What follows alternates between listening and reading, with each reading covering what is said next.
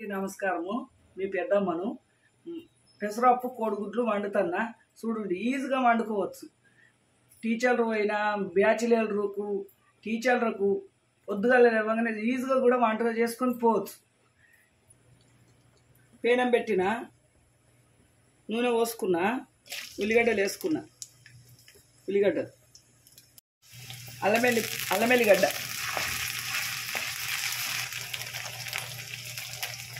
పసుపు, పెసరపప్పు నూనెలో వేసుకోవాలి.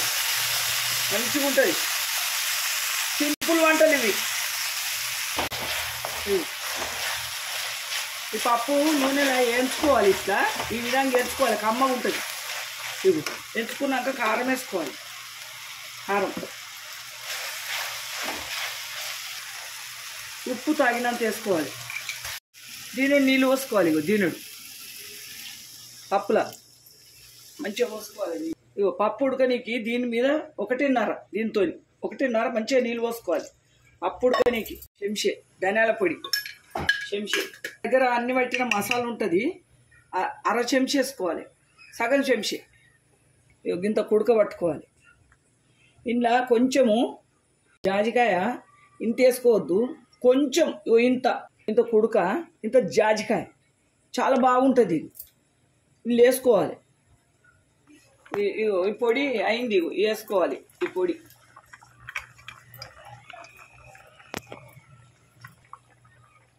ఈ పప్పుల ఈ విధంగా అయినప్పుడు ఈ కోడిగుడ్లు వేయాలి. సింపుల్ వంటలు ఇవన్నీ. చాలా మీ ఇష్టం, మీ ఆప్షన్. 2 అయితే 2 పోసుకోండి, 3 అయితే 3 పోసుకోండి, 4 అయితే నేను 2 పోసిన. కొన్ని ఉడకబెట్టిన నేను.